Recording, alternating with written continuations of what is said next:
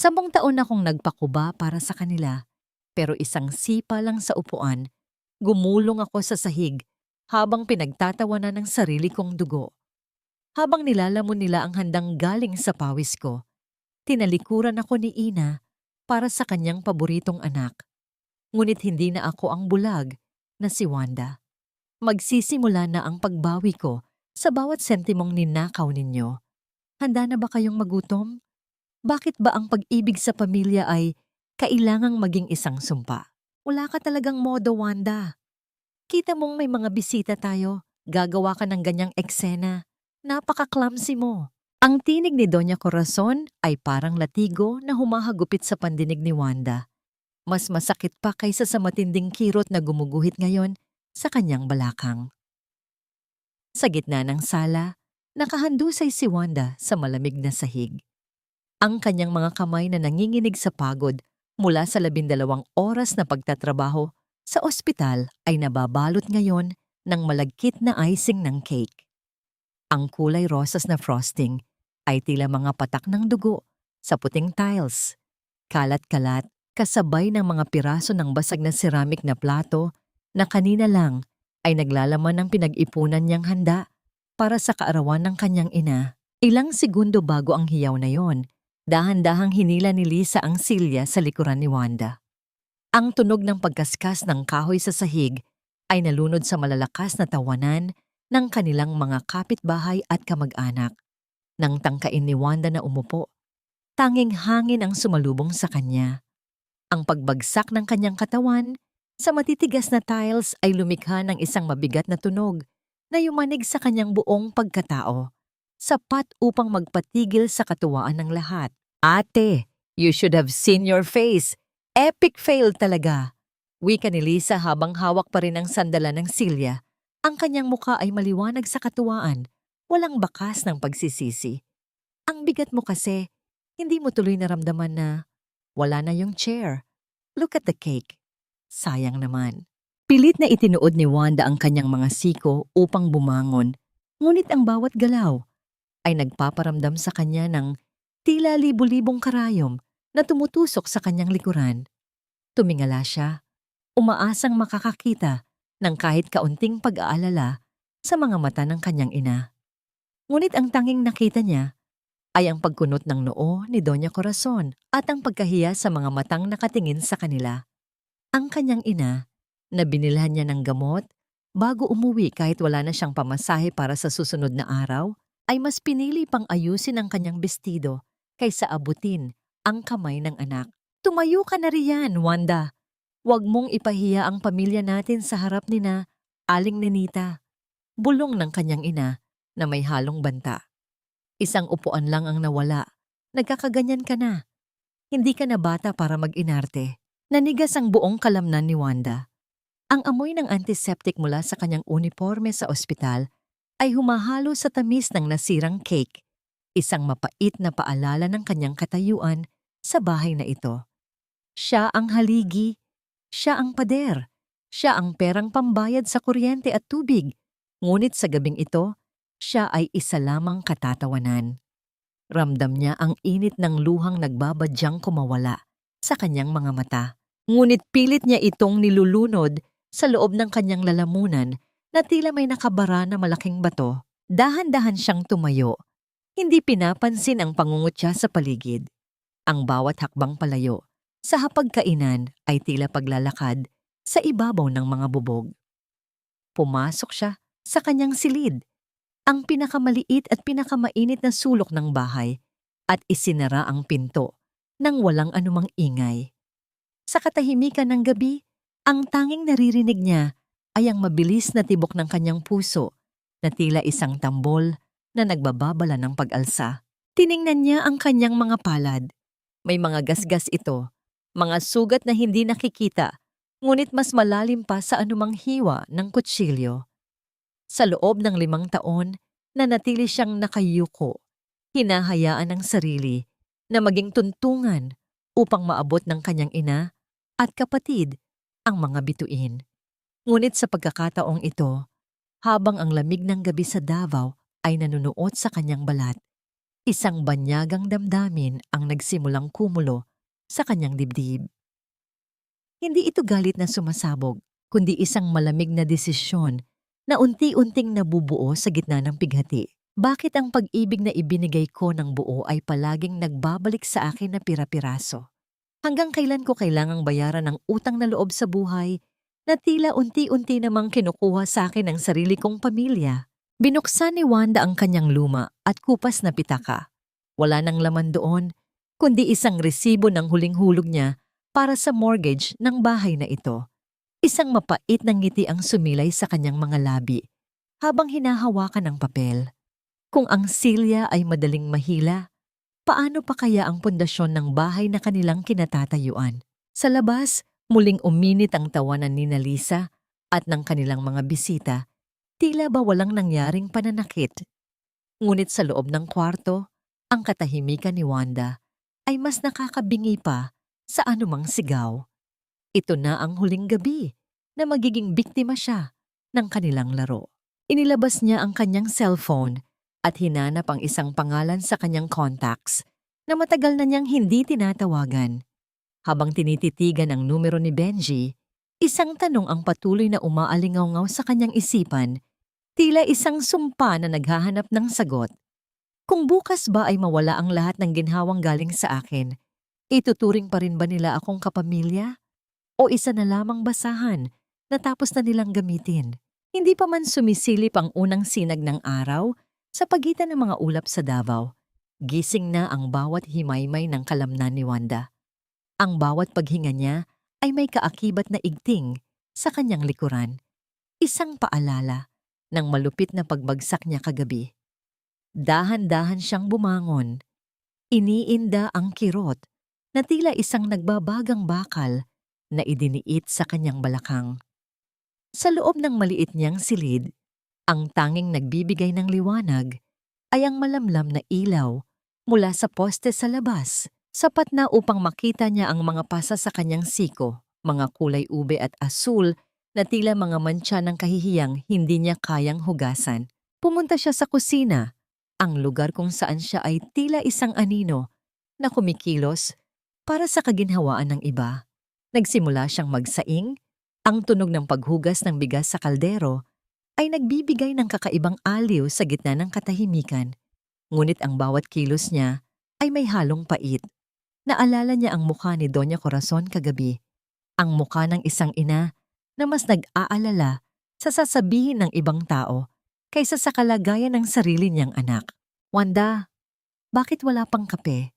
Ang aga-aga, ang bagal mong kumilos. Ang tinig ni Doña Corazon ay pumunit sa katahimikan ng umaga. Pumasok ang matanda sa kusina habang nag-aayos ng kanyang mamahaling duster. Ang mga daliri ay may suot na mga gintong sing-sing na galing din sa pawis ni Wanda. Sandali lang po, ma. Katatapos ko lang magsaing. Mahinahong sagot ni Wanda, bagamat ang kanyang boses ay may bahid ng pagod. Naupo ang matanda sa kabisera, ang mismong lugar kung saan naganap ang kahihiyan kagabi. Tila wala itong maalala. O baka naman sadyang pinili nitong kalimutan. Iyong maintenance ko sa high blood, paubos na. At saka, kailangan ni Lisa ng pera para sa kanyang interview mamaya. Huwag mong kalimutang mag-iwan ng allowance sa ibabaw ng refrigerator bago ka pumasok sa ospital. Sandaling napatigil si Wanda sa paghahalo ng kape. Ma, kakahulog ko lang ng pambayad sa kuryente at sa mortgage ng bahay. Wala na halos natira sa sweldo ko. Isang malakas na buntong hininga ang pinakawalan ni Doña Corazon, isang tunog na puno ng panunumbat. Ayan ka na naman. Isusumbat mo na naman ba ang tulong mo sa amin? Wanda, tandaan mo, kung hindi dahil sa akin, wala ka rito. Utang mo sa akin ang bawat hininga mo. Huwag mong ipagkait sa akin ang kaunting ginhawa sa katandaan ko. Hindi na sumagot si Wanda. Ang bawat salita ng kanyang ina ay tila mga tanikala na mas lalong humihigpit sa kanyang leeg. Upang maiwasan ang lalong hidwaan, lumabas muna siya upang itapon ang mga basura mula sa handaan kagabi. Doon, Sa ilalim ng mga tirang pagkain at mga basag na plato, nakita niya ang isang bagay na nagpatigil sa kanyang mundo. Isang lukot na resibo mula sa isang sikat na shopping mall. Sa halagang hindi niya kayang kitain sa loob ng isang buwan, nakasaad doon ang pagbili ng isang mamahaling designer bag noong nakaraang linggo lamang. Ang pangalang nakalagay sa billing, Rosalia Villanueva. Nanginginig ang mga kamay ni Wanda habang tinititigan ang papel. Si Lisa, ang kapatid niyang laging humihingi ng pambasa sa jeep, ay nakabili ng gamit na mas mahal pa sa kanyang 2 buwang sweldo. Saan galing ang pera? Bumalik siya sa loob. Ang kanyang puso ay tila isang ibon na nagpupumiglas sa hawla. Nakita niya ang bag ni Lisa na nakasabit sa gilid ng pintuan. Ang kanyang kapatid ay mahimbing pang natutulog, walang pakialam sa hirap na dinaranas ng nakatatandang kapatid. Isang banyagang udyok ang nagtulak kay Wanda na gawin ang isang bagay na hindi niya kailanman ginawa. Ang makiusyoso. Dahan-dahan niyang binuksan ang zipper ng bag ni Lisa. Sa loob, kasama ng mga kolorete at pabango, ay may isang maliit na pouch. Doon ay nakita niya ang isang susi. Hindi ito karaniwang susi ng bahay. May nakakabit dito na isang maliit na keychain na may nakasulat sa marker. Room 3. Monthly deposit. Nagtama ang kanyang mga kilay. Room 3?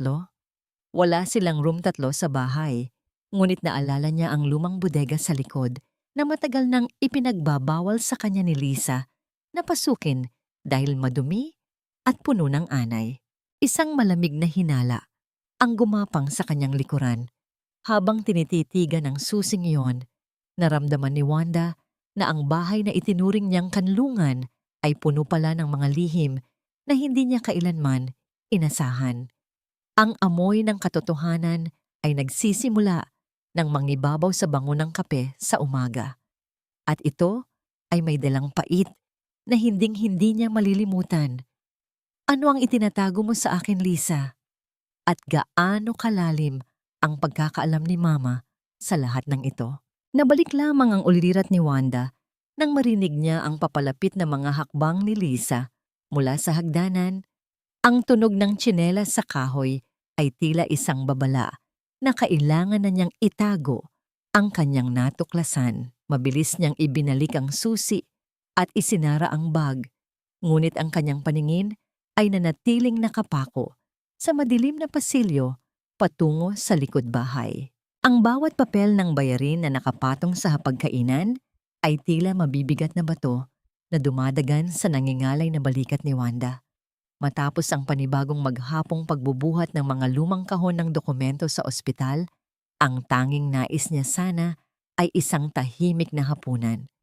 Ngunit habang tinititigan niya ang mga nakalimbag na numero sa bill ng kuryente at tubig, alam niyang malabong mangyari iyon. Linakasan niya ang kanyang loob at marahang inilapit ang mga papel patungo sa kanyang ina na kasalukuyang nagpapahid ng mamahaling lotion sa braso. Ma, hindi na talaga kasya ang budget natin ngayon, panimula ni Wanda.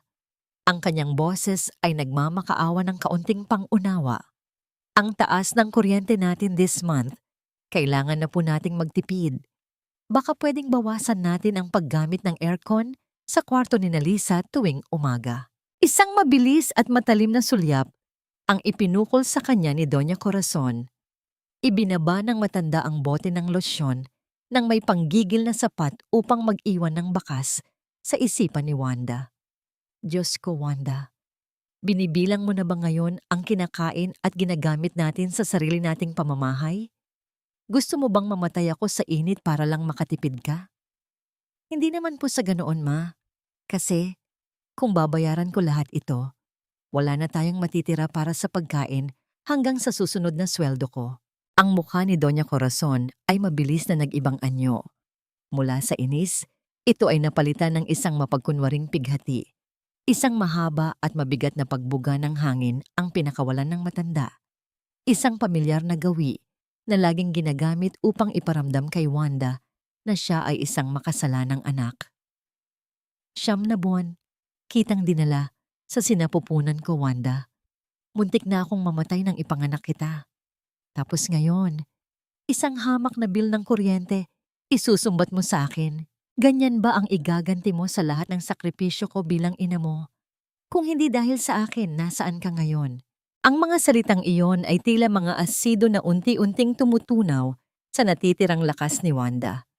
Ang konsepto ng utang na loob ay ginawang isang makapal na tanikala na nakapulupot sa kanyang leeg, humihigpit sa tuwing susubukan niyang huminga para sa kanyang sarili. Ibinaba niya ang kanyang paningin at tahimik na kinagat ang kanyang ibabang labi. Pinipigilan ang mga luhang alam niyang tatawagin lang na pag-iinarte ng kanyang ina. Wala siyang magawa, kundi ang tumango at bawiin ang mga papel. Upang mapawi ang gutom, nagpainit si Wanda ng tirang kanin at naglabas ng 2 tuyong isda mula sa garapon. Habang pilit niyang nilulunok ang magaspang at maalat na hapunan, biglang bumaba mula sa hagdanan si Lisa. Ang halimuyak ng mamahaling pabango ay mabilis na nagpalayas sa amoy ng piniritong isda sa kusina. Suot ng kanyang kapatid ang isang bagong damit at ang sikat na designer bag na nakita ni Wanda sa resibo kaninang umaga. Ang mukha nito ay puno ng makapal na kolorete, handang-handa para sa isang masayang gabi. I'm going out with my friends, ma. Baka late na ako makauwi. We're trying that new expensive steakhouse downtown. Masayang paalam ni Lisa habang humahalik sa pisngi ng kanilang ina. Mag-iingat ka, anak. Enjoy your night out. Malambing na tugon ni Doña Corazon, isang uri ng boses na kailanman ay hindi narinig ni Wanda na ginamit para sa kanya, ni hindi tinapunan ng tingin ni Lisa ang tuyong isda sa plato ng kanyang ate. Tuloy-tuloy itong lumabas ng bahay. Iniiwan si Wanda na unti-unting nalalasahan ng buhangin sa halip na kanin sa kanyang bibig. Habang nagpapakasasa ang kanyang pamilya sa labas, siya ay naiwan upang piliting pagkasyahin ang mga barya para sa kanilang kinabukasan. Nang matapos iligpit ang pinagkainan, nagkulong si Wanda sa kanyang silid. Mula sa ilalim ng mga lumang damit sa kanyang aparador, kinuha niya ang isang maliit at kalawanging lata ng biskwit. Binuksan niya ito at maingat na inilabas ang isang kupas na gintong singsing. Ito ang singsing sa kasal ng kanyang namayapang ama. Ang kaisa-isang alahas na inilihim niya, kaya hindi na ibenta ni Lisa o ni Doña Corazon. Marahang hinaplos ng kanyang hinlalaki ang malamig na metal. Sa mga pagkakataong pakiramdam niya ay isa lamang siyang makina ng pera. Ang singsing na ito ang nagpapaalala sa kanya ng tunay at walang hinihinging kapalit na pagmamahal mula sa kanyang ama. Ang alaala ng halik ng kanyang ama sa kanyang noo ay nagbigay ng kaunting init sa kanyang nanlalamig na kaluluwa. Ibabalik na sana niya ang singsing nang biglang mabasag ang katahimikan ng gabi. Ang matinis at sunod-sunod na pag-ingay ng lumang landline sa sala ay tila isang panawagan ng panganib. Pilit na binangon ni Wanda ang kanyang pagod na katawan at lumabas ng kwarto upang sagutin ito. Nagtataka kung sino ang tatawag sa ganitong oras ng gabi. Inangat niya ang auditibo at itinapat sa kanyang tainga. Hello, Pamilya Villanueva po. Sino ito? Isang boses ng lalaki ang sumagot mula sa kabilang linya. Ang tono ay formal at may halong pagmamadali. Good evening po. Diyan po ba yung nakita ko sa online posting? Gusto ko sana kasing mag-inquire kung available pa yung room 3 para sa monthly rent. Sabi kasi sa ad, fully furnished daw at exclusive ang entrance sa likod. Pwede ko po bang makausap si Miss Rosalia para makapag-deposit na ako? Tila tumigil ang pag-ikot ng mundo ni Wanda. Ang mga salitang narinig niya ay unti-unting nabuo sa kanyang isipan. Kumokonekta sa susing nakita niya sa bag ng kapatid kaninang umaga.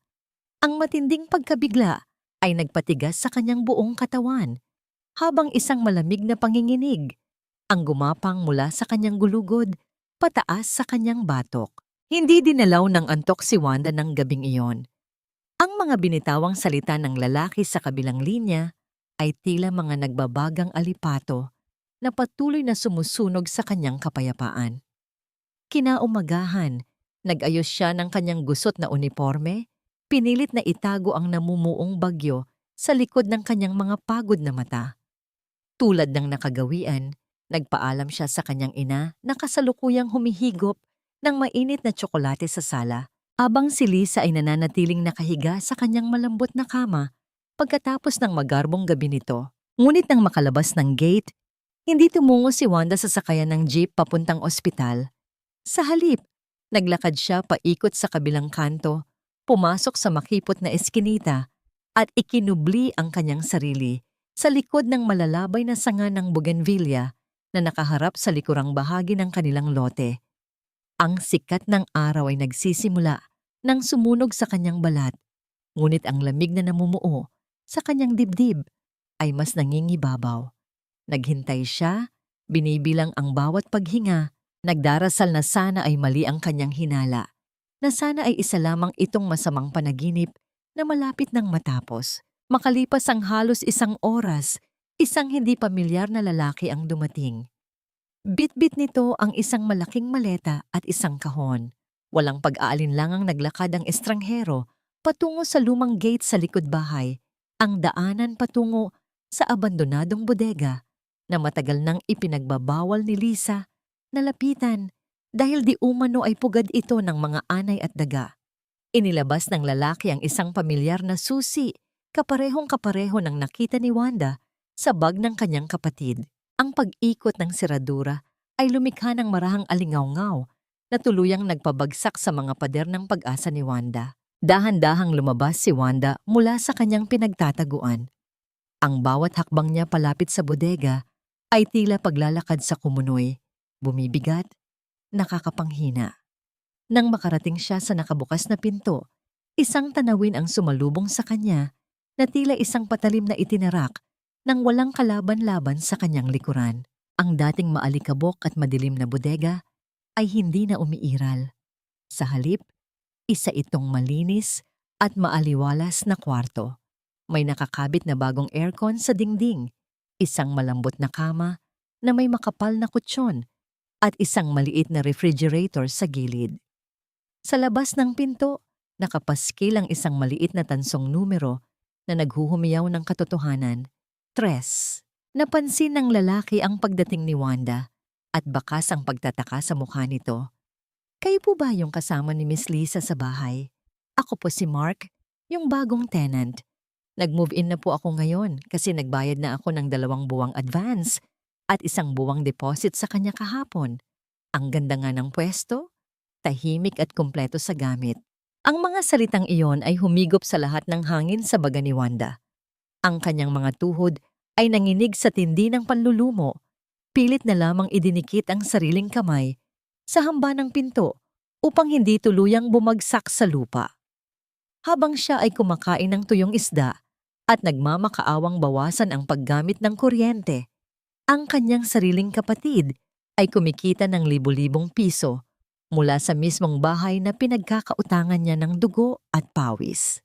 Pinipiga ni Lisa ang kanyang kakarampot na sweldo upang bayaran ang kuryente ng aircon at appliances na ginagamit sa kwartong ito habang ibinubulsa nito ang lahat ng pera mula sa upa. Hindi ito simpleng kasakiman. Ito ay isang malamig at kalkuladong pananamantala. Tumango na lamang si Wanda sa lalaki. Wala nang kakayahang bumuo ng anumang salita. Tumalikod siya at paika-ikang naglakad pabalik sa gilid ng bahay. Ang sakit sa kanyang dibdib ay hindi na dahil sa pagkapagod, kundi dahil sa pagkadurog ng kanyang tiwala. Sumandal siya sa sementadong pader ng kanilang kusina upang humugot ng lakas. Mula sa kanyang kinatatayuan, sinilip niya ang maliit na bintana. Sa loob, nakita niya si Doña Corazon. Nakaupo ang matanda sa mesa. Nakangiting binibilang ang isang makapal na bungkos ng mga bagong perang papel bago ito maingat na itinago sa loob ng sariling pitaka. Isang nakakabinging katanungan ang unti-unting lumamon sa natitirang katinuan ni Wanda. Tinitigan niya ang ina na pinag-alayan niya ng kanyang buong kabataan. Alam kaya ni Mama ang lahat ng ito? O mas malala, kasabwat ba siya sa pagbabalat kayong ito upang patuloy na higupin ang huling patak ng aking lakas. Tuliro at halos wala sa sariling naglakad, si Wanda palayo sa kanilang bahay. Ang init ng araw na tumatama sa kanyang balat ay hindi sapat upang tunawin ang makapal na yelo na bumalot sa kanyang puso mula sa nasaksihang pagtataksil ng sariling dugo.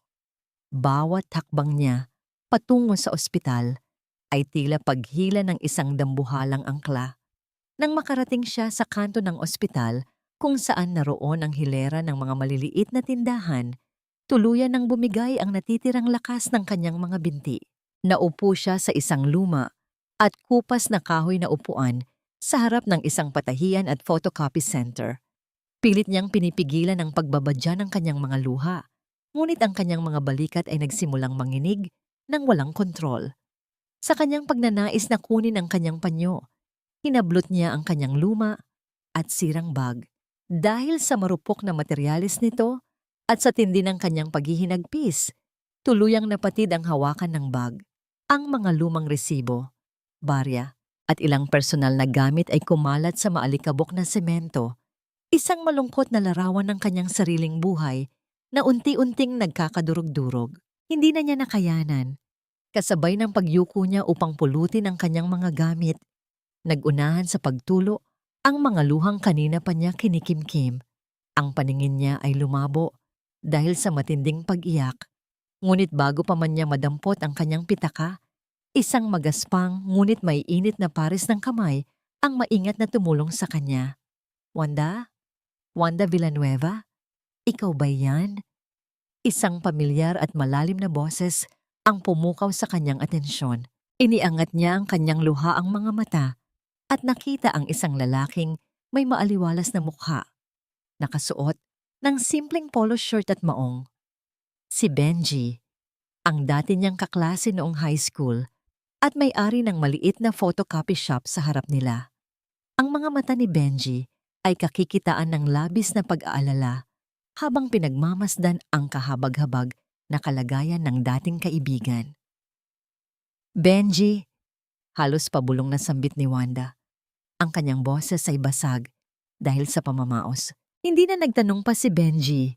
Pinulot niya ang mga natitirang gamit ni Wanda. Inalalayan ang dalaga na tumayo at iginiya papasok sa loob ng kanyang maliit, ngunit maayos na tindahan upang makaiwas sa mapanghusgang tingin ng mga dumaraan. Pinaupo niya si Wanda sa isang malambot na silya sa likod ng counter at mabilis na nagtimpla ng kape mula sa kanyang lumang thermos. Inabot ni Benji ang mainit na saro kay Wanda. Ang init na nagmumula sa porselanang baso ay dahan-dahang nagpabawas sa panginginig ng mga daliri ng dalaga. Uminom ka muna. You look like you're carrying the whole world on your shoulders. Malumanay na wika ni Benji, sabay upo sa tapat niya. Gusto mo bang pag-usapan? O gusto mo lang ng kasama habang nagpapahinga ka? Umiling si Wanda. Panandali ang ibinaba ang paningin sa maitim na kape.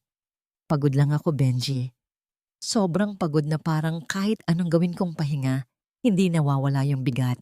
Naiintindihan ni Benji ang nais ipahiwatig ni Wanda. Bilang matagal nang nakatira malapit sa komunidad ni Wanda, madalas siyang makarinig ng mga kwento tungkol sa walang katapusang sakripisyo ng dalaga para sa ina at kapatid nitong mahilig sa luho. Kinuha ni Benji ang sirang bag ni Wanda na nakapatong sa mesa.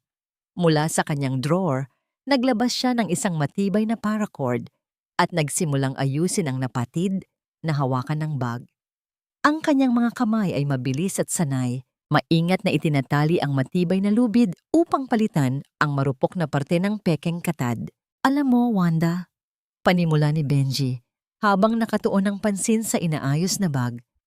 Nakikita ko minsan si Lisa na dumadaan dito. Laging bihis na bihis at bago ang phone. Tapos ikaw, heto. Hanggang ngayon, ginagamit mo pa rin yung bag na binili mo pa yata. 3 taon na ang nakakalipas. Ewan ko sa kanila kung paano kanila ituring. Pero para sa akin mahalaga ka, Wanda. Hindi ka lang basta ATM o makina na pwede nilang ubusin. Isang kakaibang kiliti ang naramdaman ni Wanda sa kanyang dibdib, isang damdaming matagal na niyang ibinaon sa limot. Sa loob ng maraming taon, sanay siyang pinagsasabihan kung ano ang kanyang mga pagkukulang. Ito ang unang pagkakataon na may isang taong kumilala sa kanyang halaga, hindi dahil sa perang kaya niyang ibigay, kundi dahil sa kanyang pagkatao. Ang pag-aalaga ni Benji, ang simpleng pag-ayos ng kanyang bag gamit ang isang matibay na lubid, ay tila nagtahi rin sa mga punit-punit na bahagi ng kanyang pag-asa. Inabot ni Benji ang inayos na bag. Ang bagong hawakan nito ay magaspang, ngunit nagbibigay ng katiyakan na hindi na ito basta-basta mapapatid muli.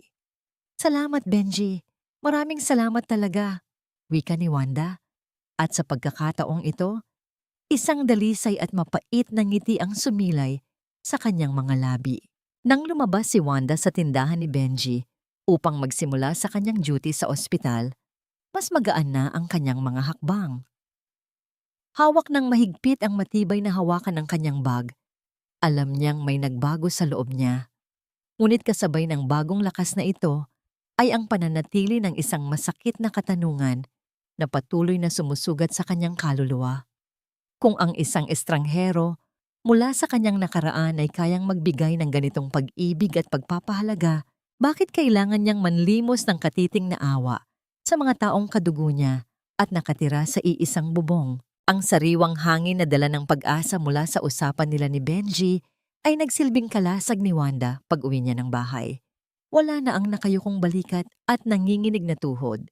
Sa halip, pumasok siya sa kanilang pintuan na may dalang isang kahon ng paboritong ensaymada ni Lisa mula sa isang kilalang bake shop, isang maliit na pamumuhunan upang simulan ang kanyang tahimik na pag-aaklas. Ang amoy ng tinunaw na mantikilya at keso ay mabilis na bumalot sa sala na agad namang umagaw sa atensyon ng kanyang kapatid na nakahiga sa sofa habang nag-i-scroll sa kanyang makintab na telepono. "Ate, anong meron? Himala yata at may papastri ka ngayon." Nakataas ang kilay na bungad ni Lisa, bagamat ang kanyang mga mata ay naglalaway na sa dala ni Wanda. Pilit na gumuhit ng isang maamong napangiti sa mga labi ni Wanda.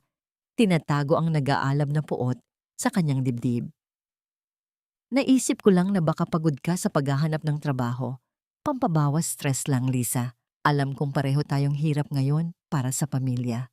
Isang mapanuyang ngiti ang sumilay sa mukha ni Lisa bago nito walang pasabing kinuha ang kahon.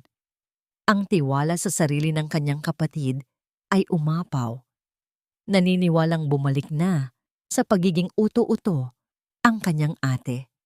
Habang kumakain si Lisa ng walang anumang pasasalamat, nagpaalam ito na maliligo upang maghanda para sa panibagong night out kasama ang mga kaibigan. Ang tuloy-tuloy na pag-agos ng tubig mula sa banyo ay nagbigay ng sapat na pagkakataon kay Wanda upang simulan ang kanyang layunin. Nang matiyak na abala ang lahat, maingat na pumasok si Wanda sa kwarto ng kapatid. Ang halimuyak ng mga mamahaling pabango na binili mula sa kanyang sariling paghihirap ay tila sumasakal sa kanyang lalamunan.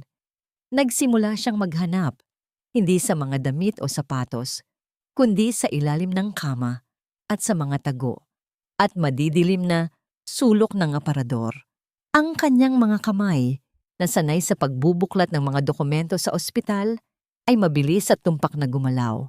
Hindi nagtagal, nahanap niya ang isang maliit na itim na notebook sa ilalim ng mga bagong damit na may nakakabit pang etiketa. Nanginginig ang kanyang mga daliri habang binubuklat ang mga pahina. Naroon ang lahat.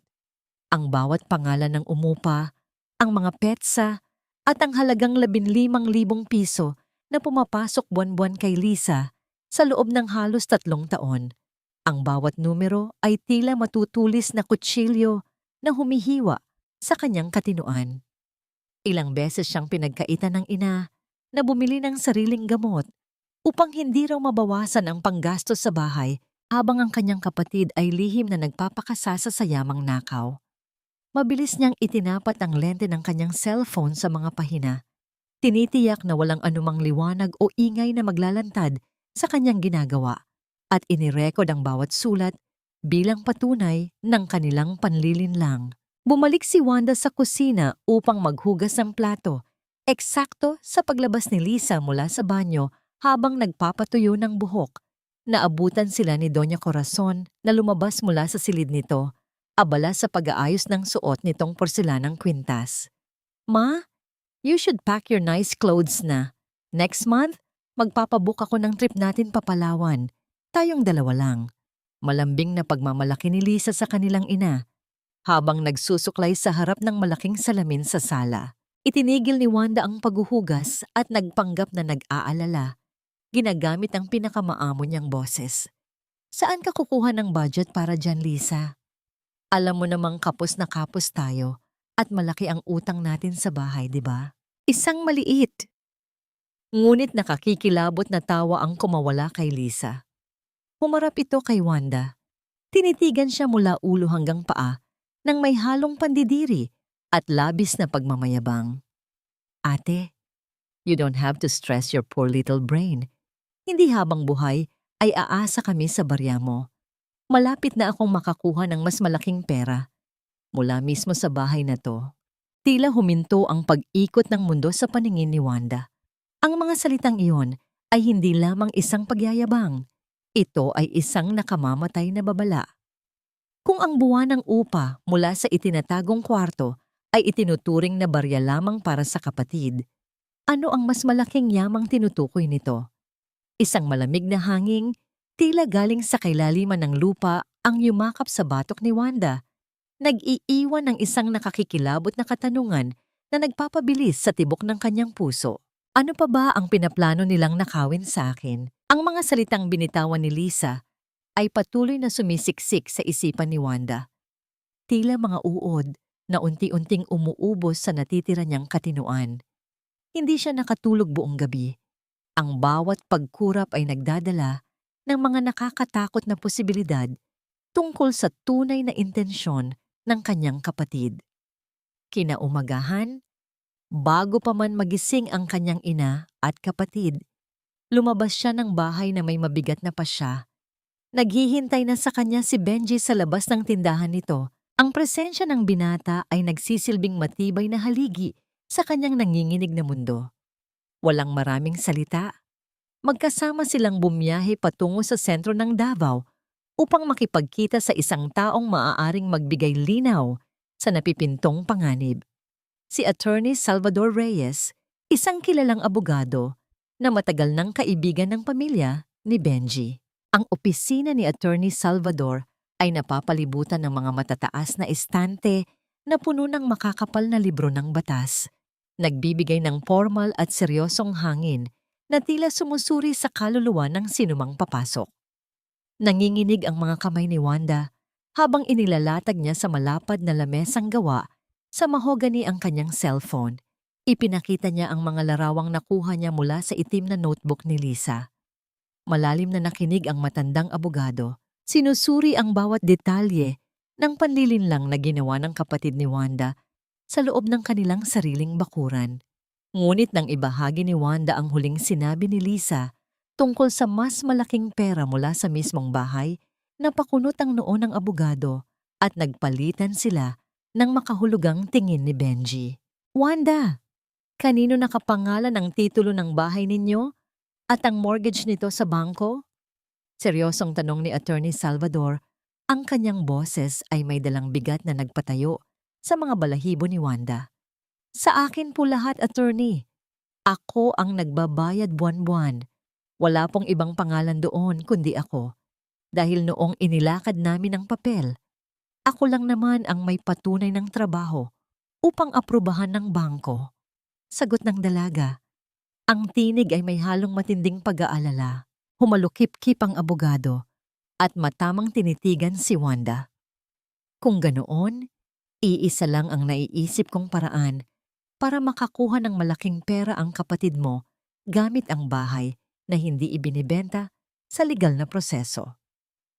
Susubukan niyang isang laang titulo gamit ang isang pekeng special power of attorney. O di kaya ay pinepeke na niya ang pirma mo para kumuha ng malaking loan sa mga hindi rehistradong nagpapautang. Ang tawag doon ay sanglatira. At kapag hindi niya ito nabayaran, ikaw ang hahabulin at maaari kang mawala ng karapatan sa sarili mong pinaghirapan. Ang katotohanan yon ay tila isang malaking blok ng semento na bumagsak sa dibdib ni Wanda. Hindi na sapat sa kanyang pamilya na sipsipin ang kanyang kakarampot na sweldo. Hindi na sapat na nakawin nila ang bahagi ng kanyang bahay para pagkakitaan. Gusto na rin nilang angkinin ang buong sakripisyo niya at iwan siyang baon sa utang na habang buhay niyang babayaran. Ang mga luha ng matinding galit at pagkabigo ay nagunahan sa pagtulo sa kanyang mga pisngi.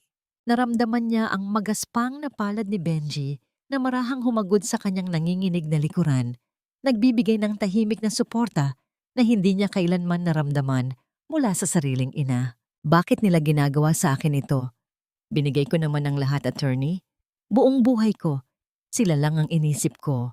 Wala na ngang natira para sa sarili ko. Tapos heto pa ang igaganti nila. Hikbi ni Wanda. Ang kanyang puso ay tuluyan ng nadurog. Umabot na sa hangganan ng kanyang pagpaparaya. Lumapit si Attorney Salvador at inabot ang isang malinis na panyo. Wanda, sa mata ng batas, ikaw ang nag-iisang biktima rito. Ngunit sa labanang ito, hindi sapat na mabait ka. Minsan, para mailigtas ang sarili mo mula sa tuluyang pagkawasak, kailangan mong maging malupit sa mga taong umaabuso sa kabaitan mo. Kailangan mong unahan ang kapatid mo bago niya tuluyang maibenta ang kinabukasan mo.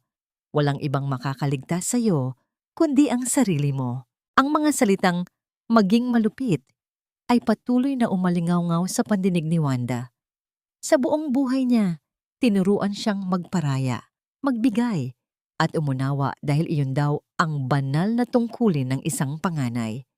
Ngunit habang tinititigan niya ang refleksyon ng kanyang pagod at tumatandang mukha sa salamin ng opisina, naintindihan niya na ang patuloy na pag-unawa ay katumbas ng pagpapakamatay ng kanyang sariling kaluluwa. Pinunasan niya ang kanyang mga luha at sa pagkakataong ito, wala nang natitirang kahinaan sa kanyang mga mata. Tanging isang malamig na pagnanasang bawiin ang kanyang buhay.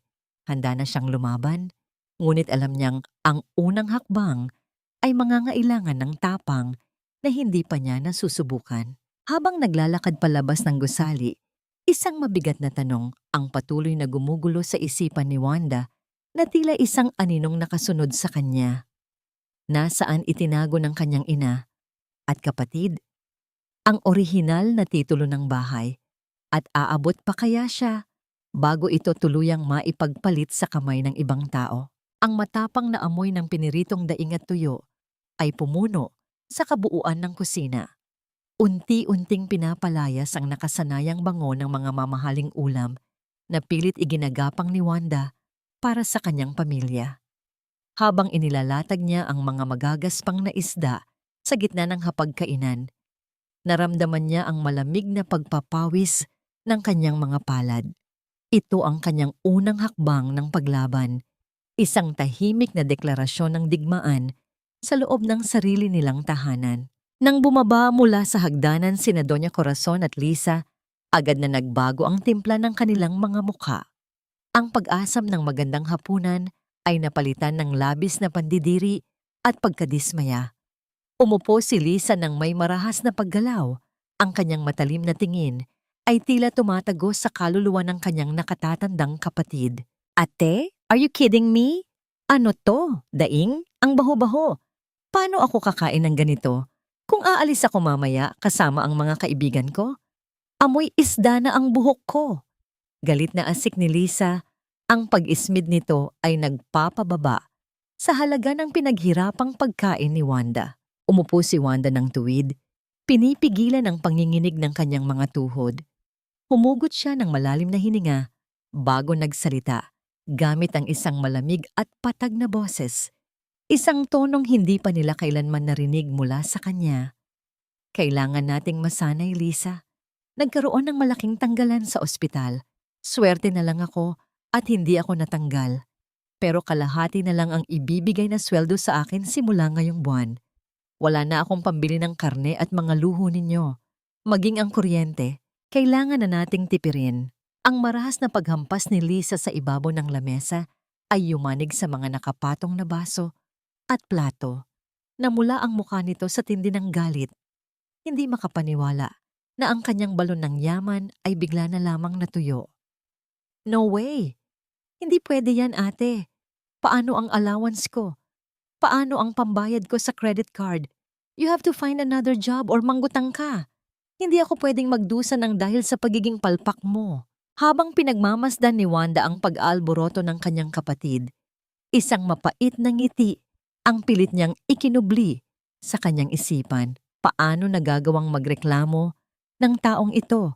Gayong meron itong libu-libong pisong nakatago mula sa sikretong kwarto sa likod bahay. Ang kasakiman ni Lisa ay walang hangganan. Laging uhaw, laging humihingi ng higit pa sa kaya niyang ibigay. Bago pa man makasagot si Wanda, sumingit ang tinig ni Doña Corazon. Ang boses ng matanda ay mabagal, malumanay, ngunit puno ng lason ng panunumbat. Wanda, alam mo namang kailangan ko ng mga maintenance na gamot. Ang puso ko, ang presyon ko, hindi pwedeng pabayaan. Paano tayo mabubuhay kung ganyan ka kabilis sumuko? Ako ba ay pinipilit mong mamatay ng maaga para wala ka ng palamunin? Ang mga salitang iyon ay dating nagpapaluha at nagpapalambot sa puso ni Wanda. Dati, handa siyang lumuhod at magmakaawa.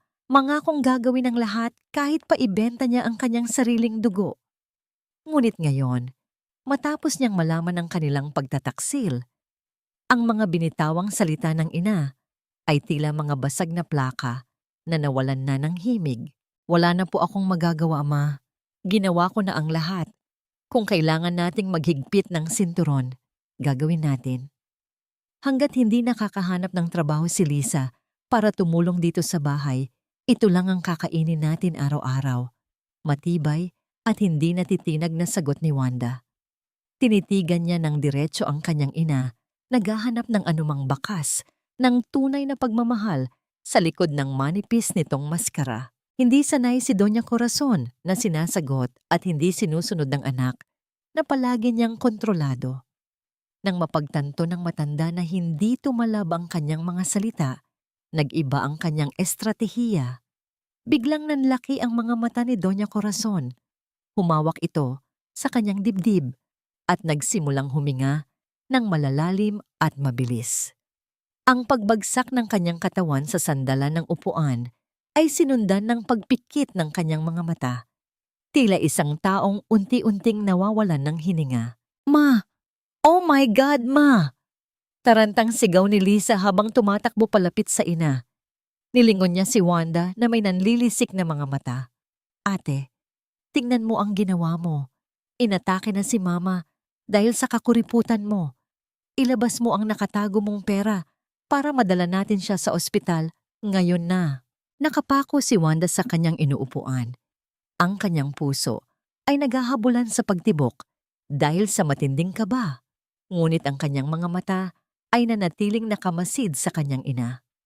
Napansin niya ang bahagyang paggalaw ng talukap ng mata ni Doña Corazon, isang maliit na detalye na nagpapahiwatig ng pagmamasid sa kanyang magiging reaksyon.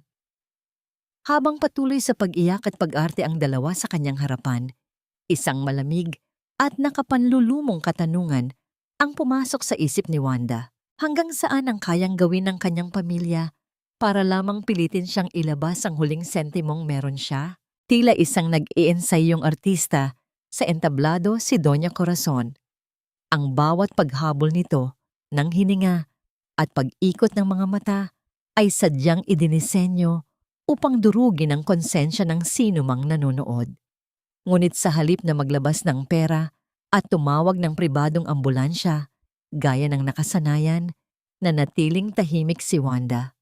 Ang matinding kaba sa kanyang dibdib ay mabilis na napalitan ng isang malamig na resolusyon. Kung gusto nilang maglaro ng sakit-sakitan, ibibigay niya ang nararapat na lunas. Sumenya si Wanda sa isang dumaan na tricycle sa labas ng kanilang bahay at tinulungan ang kanyang ina na makasakay habang si Lisa ay patuloy sa pag-iyak. na puno ng pag-iinarte. Walang pag-aalinlangang nagbigay ng direktiba si Wanda sa Draper na dalhin sila sa pampublikong ospital kung saan siya nagtatrabaho, isang lugar na kilala sa haba ng pila at kakulangan sa magagarang pasilidad. Pagdating nila sa emergency room, ang masangsang na amoy ng matapang na disinfektante at ang siksikan ng mga pasyenteng naghihintay ng lunas ay mabilis na bumalot sa kanilang pandama. Ang pagdaing ng mga may sakit at ang pagmamadali ng mga nurse na nagtutulak ng mga bakal na kama ay nagbigay ng bigat sa paligid. Nang mapagtanto ni Doña Corazon na hindi siya dinala sa paborito niyang mamahaling klinika na may aircon at malambot na sofa, biglang naglaho ang kanyang panghihina. Umayos siya ng upo sa matigas na plastik na silya. Ang kanyang mukha ay namumula, hindi dahil sa atake sa puso, kundi dahil sa matinding puot. Ano't dinala mo ako sa basurahan na ito, Wanda? Madiin at nanlilisik na bungad ng kanyang ina. Walang pakialam kung marinig man sila ng mga abalang nurse sa paligid. Gusto mo ba akong mamatay sa infection dito? Ganito na ba ang tingin mo sa akin? Isang pulubing nararapat sa libre at mabahong ospital. Wala kang kwentang anak. Sinabayan ito ni Lisa ng matatalim na salita. You are so unbelievable, ate. Pinapahiya mo kami. Kung may mangyaring masama kay mama, dahil sa kakuriputan mo, hindi kita mapapatawad. Dati-rati, ang mga linyang ito ay sapat na upang maging dahilan ng pag-iyak at pagluhod ni Wanda. Dati, agad siyang hihingi ng tawad, yayakapin ang kanyang ina, at gagawa ng paraan kahit pamangutang ng malaki, maibigay lamang ang luho nito. Ngunit sa pagkakataong ito, habang nakatayo si Wanda sa harap ng dalawang babaeng kinukuhanan siya ng lakas sa araw-araw, isang pambihirang kapayapaan ang bumalot sa kanyang kaluluwa. Tiningnan niya ng diretso sa mga mata ang kanyang ina. Wala siyang ibinigkas na salitang sorry. Wala siyang iniluha. Sa halip, isang kalmado at buong tinig ang namutawi sa kanyang mga labi. Kung talagang inaatake kayo sa puso, ma, andito ang mga doktor para iligtas kayo nang walang hinihinging malaking bayad. Ginagawa ko lang ang tama dahil wala na akong pera. Ngunit kung sa tingin nyo ay kaya nyo nang umuwi, bukas ang pinto. Ang sandaling iyon ay isang ginintuang tagumpay para kay Wanda. Ang hindi paghingi ng tawad sa isang kasalanang hindi niya ginawa ay tila pagputol sa isang makapal na kadena na pumupulupot sa kanyang leeg. Nakita niya ang matinding pagkabigla sa mukha ni Doña Corazon. Hindi makapaniwala ang matanda na ang pinakamasunurin nitong manika ay natutong lumaban. Sa labis na inis, akmang itutulak ni Lisa si Wanda upang saktan, ngunit isang matibay na kamay ang pumigil sa braso ng kapatid, si Benji. May bit-bit itong mga patong ng dokumento na malamang ay i-deliver nito sa admin office ng ospital. Ang kanyang presensya ay tila isang malaking puno na nagbibigay ng masisilungan sa gitna ng matinding bagyo. Tumayo siya sa tabi ni Wanda, ang kanyang tindig ay nagpapahiwatig ng pagprotekta. Nasa pampublikong lugar kayo, Lisa. Respetuhin ninyo ang kapatid nyo dahil buong buhay niya, wala siyang ginawa kundi ang ibigay ang nararapat sa inyo. Mahinahon, ngunit may awtoridad na wika ni Benji. Binalingan niya ng tingin si Doña Corazon. Mabuti po at maayos na ang pakiramdam ninyo, tita.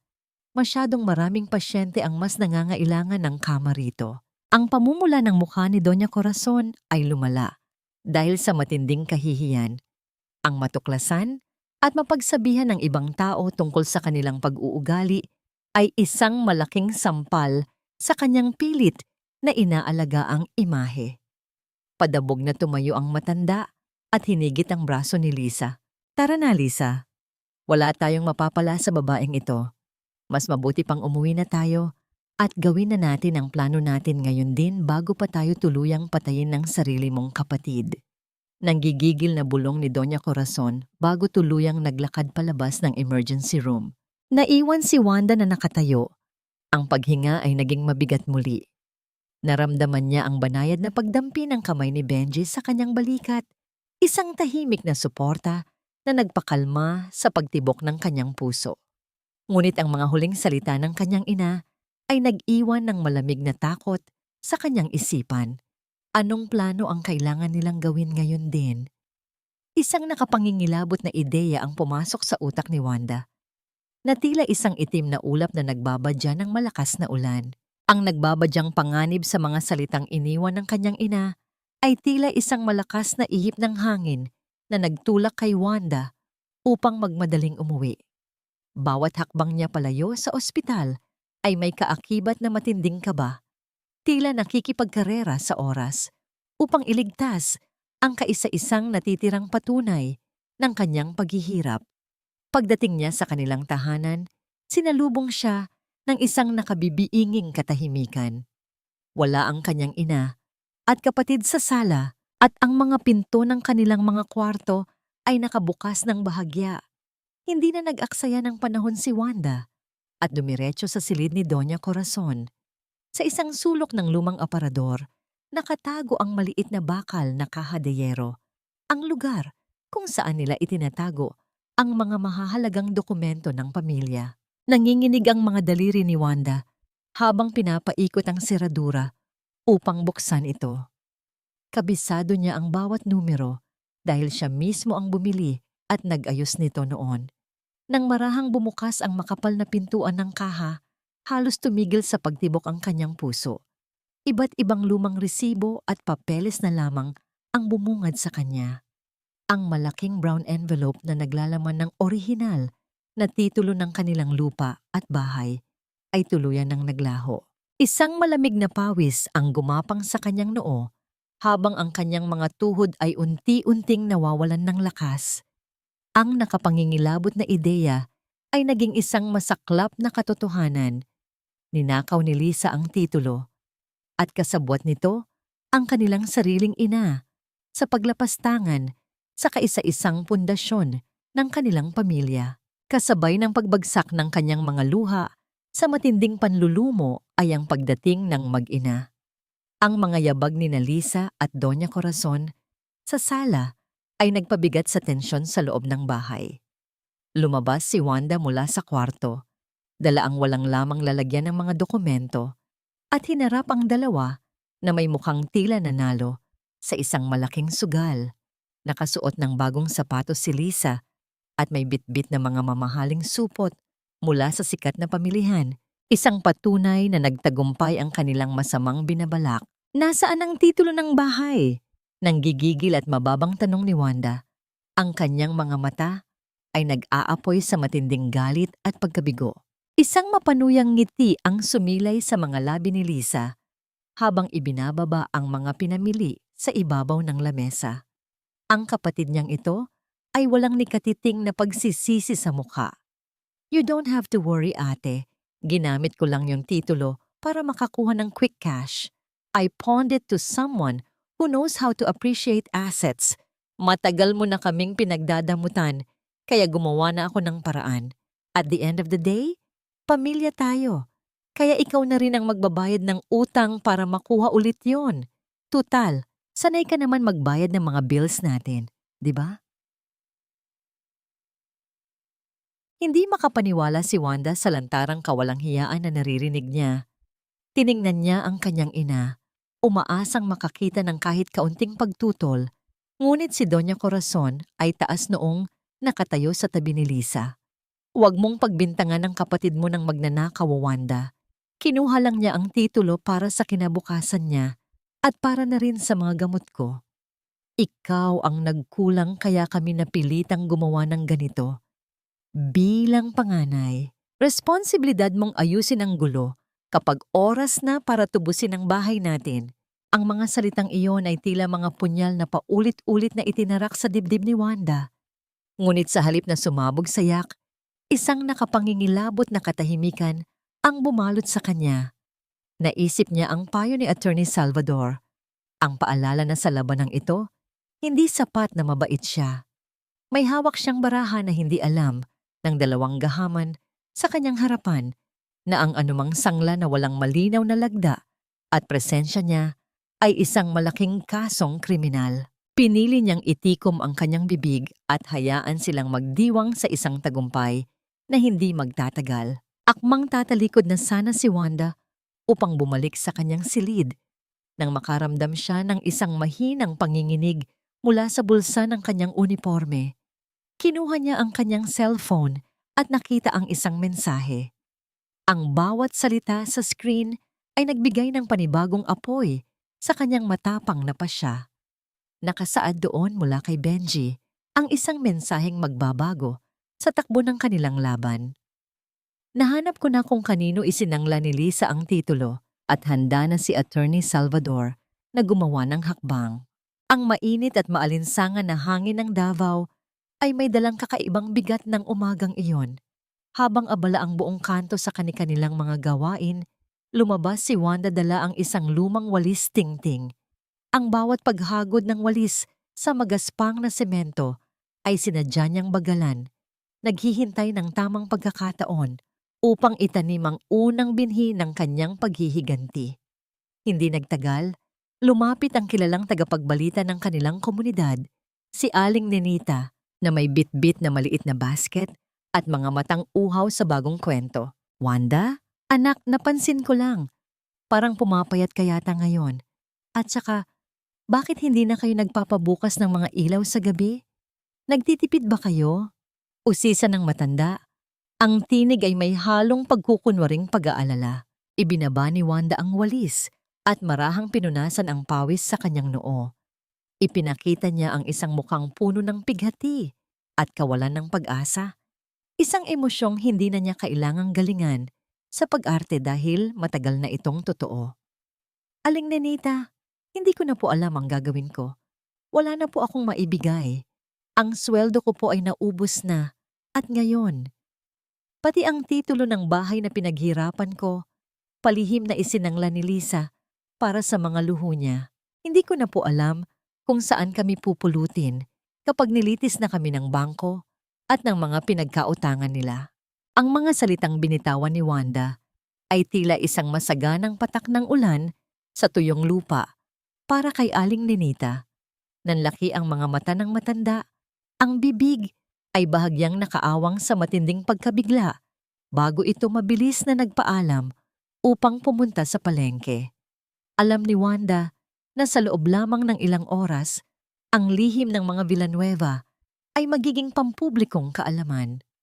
Ang huwad na trono ng kanyang ina ay unti-unti nang mawawasak sa pamamagitan ng mismong mga taong dating pumupuri sa kanila. Pagsapit ng hapon, ang epekto ng binalangkas na plano ni Wanda ay nagsimulang magpakita ng mga pangil nito. Lumabas si Doña Corazon upang bumili ng prutas sa kanto. Suot ang kanyang magarang bestida at paboritong gintong kwintas. Inaasahan niyang sasalubungin siya ng magagalang na pagbati. Ngunit isang kakaibang katahimikan ang bumalot sa kalye sa kanyang pagdaan. Ang mga nakangiting mukha ay napalitan ng mga makahulugang sulyapan. Ang mga pag-uusap ay humihinto kapag siya ay papalapit at agad na nagiging mga maiingay na bulungan sa sandaling makatalikod siya. Naramdaman ng matanda ang init ng mga mapanghusgang tingin na tumatago sa kanyang damit. Ang reputasyong matagal niyang iningatan sa pamamagitan ng pera ni Wanda ay tuluyan ng nagkabitak-bitak. Ngunit ang pinakamatinding dagok ay naranasan ni Lisa sa mismong gitna ng mataong palengke. Habang maarte itong namimili ng mga imported na prutas at ipinagmamalaki ang kanyang bagong designer bag, isang malakas na boses ng lalaki ang pumunit sa abalang kapaligiran. Hoy, Rosalia Villanueva! Ang galing mong pumorma, pero ang utang mo sa amo ko, 5 buwan na yatang inaagiw.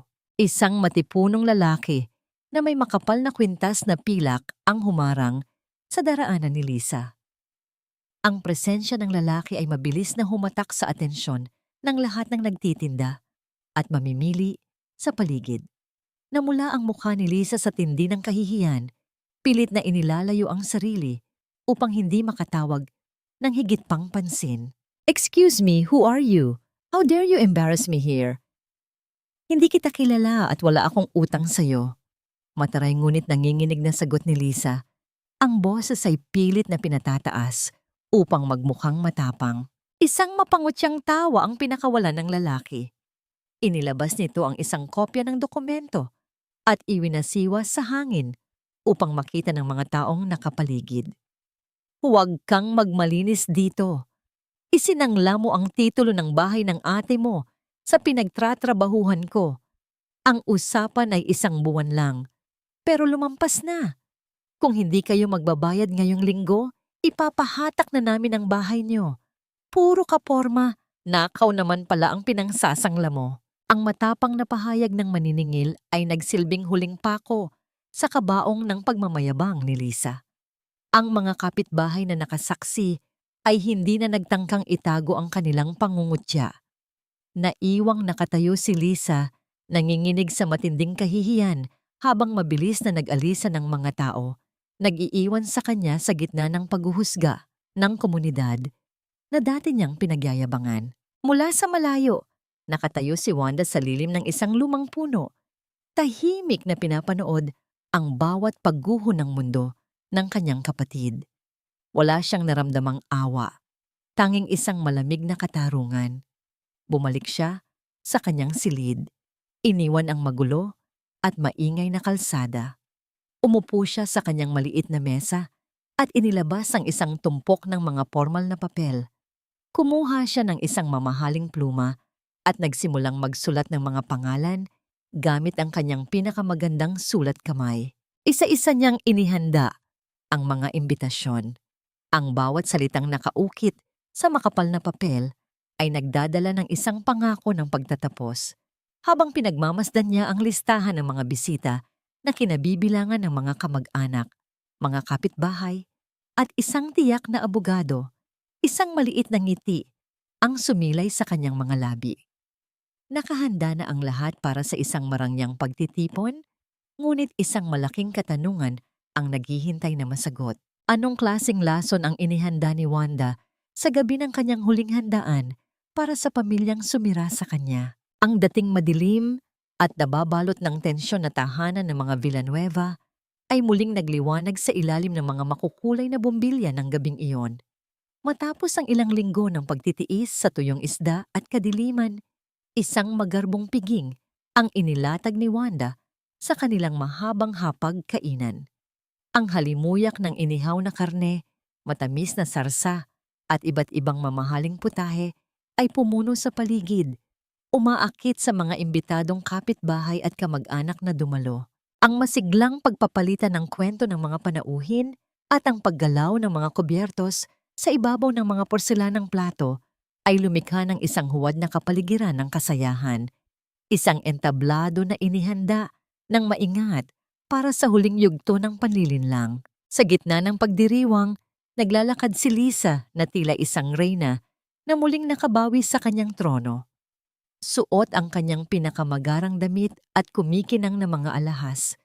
Walang bakas ng kahihiyahiyang naranasan niya sa palengke nitong mga nakaraang araw. Ang kanyang tiwala sa sarili ay umapaw hanggang sa kisame, lubos na naniniwala na ang handaang ito ay tanda ng tuluyang pagsuko ng kanyang nakatatandang kapatid. Lumapit siya kay Wanda na tahimik na nag-aayos ng mga baso sa isang gilid. Ang kanyang mukha ay puno ng kayabangan at tagumpay. I have to admit, ate, akala ko talaga magmamatigas ka pa habang buhay. Nakangiting wika ni Lisa. Ang kanyang boses ay may halong panguuyam. Mabuti naman at natauhan ka na. See? This is how we should live. Naisip mo rin siguro na wala kang ibang pupuntahan kundi ang pamilya mo at yung ginawa kong diskarte sa titulo. That saved us. Kaya let's just celebrate and forget the drama. Okay? Hindi sumagot si Wanda. Tinitigan lamang niya ang kanyang kapatid. Ang kanyang mga mata ay kasing lamig ng hanging umiihip mula sa labas. Sa kabilang dulo ng sala, nakita niya ang kanyang ina na si Doña Corazon. Masayang nakikipag-usap ang matanda, kina Aling Nenita, at sa iba pang mga panauhin, pilit na binubura ang mga bulong-bulungang kumalat sa komunidad. Buong pagmamalaking ipinapakita ng kanyang ina ang mga nakahaing pagkain bilang patunay na hindi sila naghihirap at nananatili silang kagalang-galang sa paningin ng lipunan. Sa bawat pagsubo ni Lisa ng masarap na pagkain at sa bawat pagngiti ng kanyang ina upang magpanggap ng kasaganaan, isang kakaibang ginhawa ang namuo sa dibdib ni Wanda. Hindi na siya nakaramdam ng galit. Wala na ang kirot na dati ay dumudurog sa kanyang puso tuwing nakikita niyang kinukonsinte ng kanyang ina ang maling gawain ng kanyang kapatid. Ang natitira na lamang ay isang malalim at matibay na kapayapaan, ang uring nararamdaman ng isang taong tuluyan nang nakalaya mula sa pag-asang baka sakaling magbago pa ang mga taong nanakit sa kanya. Habang pinagmamasdan niya ang mga taong nagtatawanan sa ibabaw ng kanyang mga sakripisyo, alam niyang ito na ang huling pagkakataon na siya ay magiging anino sa sarili niyang bahay.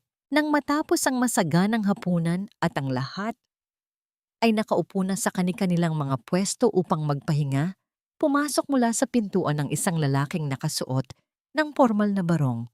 Ang kanyang tindig ay seryoso at may dalang awtoridad. Kasunod niya si Benji.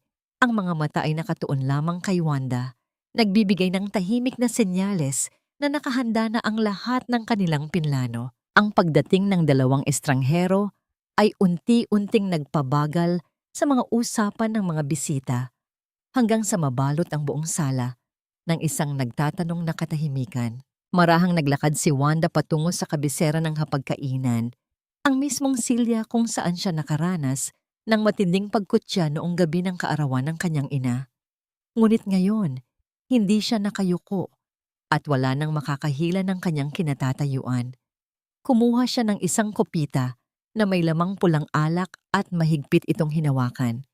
Ang bawat pares ng mata sa loob ng silid ay nakatutok sa kanya, naghihintay, nag-aabang.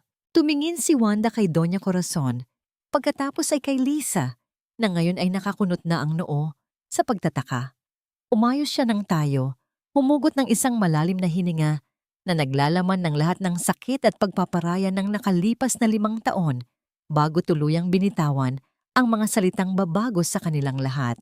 Mga kapitbahay, mga kamag-anak, kalmado ngunit makapangyarihang panimula ni Wanda. Ang kanyang boses ay pumuno sa bawat sulok ng tahimik na kabahayan. Nagpapasalamat ako sa pagdalo ninyo sa gabing ito. Inimbitahan ko kayong lahat upang saksihan ang isang napakahalagang anunsyo para sa ating tahanan. Ang bawat pares ng mata sa loob ng sala ay nakatutok sa tindig ni Wanda. Ang katahimikan ay tila ba hininga ng isang naghihintay na bagyo. Marahang ibinaba ni Wanda ang kanyang kopita sa ibabaw ng lamesa. Ang dahan-dahang pagtama ng kristal sa kahoy ay lumikha ng isang matinis na tunog na bumasag sa bulungan ng mga panauhin. Tumingin siya kay Lisa na nooy kampanteng nakaupo at pagkatapos ay sa kanyang ina na tila nagtataka sa biglaang pagbabago ng ihip ng hangin. Nais ko lang malaman ng lahat ang dahilan ng ating pagtitipon, panimula ni Wanda. Ang kanyang boses ay hindi nanginig, bagkus ay puno ng isang nakapangingilabot na katiyakan. Maraming salamat sa pagkain sa handang ito, dahil ito na ang huling pagkakataon na magsasalo-salo tayo sa ilalim ng bubong na ito. Ate, what are you talking about? Nakakahiya sa mga bisita? Stop making a scene. Mabilis na singit ni Lisa. Ang kanyang muka ay nagsisimulang kabahan, ngunit pilit pa ring nagmamayabang. Hindi siya pinansin ni Wanda. Sa halip, inilabas niya mula sa kanyang likuran ang maliit na itim na notebook na nakuha niya sa kwarto ng kapatid. Ibinagsak niya ito sa gitna ng hapagkainan, eksakto sa harap ni Doña Corazon. Ito ang listahan ng lahat ng perang kinita ninyo sa likod ko. Room 3? Room 4? Halos 3 taon na pala kayong tumatanggap ng upa mula sa mga taong pinatitira nyo sa bodega, habang ako ang pinagbabayad nyo ng lahat ng bills ng bahay na to. Isang malakas na singhap ang kumawala mula kay Aling Nenita at sa iba pang mga kapitbahay. Ang mga bulungan ay mabilis na kumalat na parang apoy sa tuyong damo. Namutla si Lisa, ang kanyang mga kamay ay nagsimulang manginig sa ibabaw ng kanyang kandungan. Wanda, anong klaseng pagbibintang yan sa harap ng mga kamag-anak natin? Sigaw ni Doña Corazon. Tumayo ang matanda at hinawakan ng kanyang dibdib. Muling ginagamit ang kanyang paboritong sandata ng pag-arte. Gagawa ka ng kwento para lang saktan kami. Wala kang utang na loob. Hindi po ito kwento, ma. Sagot ni Wanda. Ang kanyang mga mata ay nanatiling nakapako sa ina. At hindi lang yan. Akala nyo ba ay hindi ko malalaman ang ginawa ninyong pagsasabwatan para isangla ang titulo ng bahay na ito sa isang private lender? Pineke nyo ang pirma ko.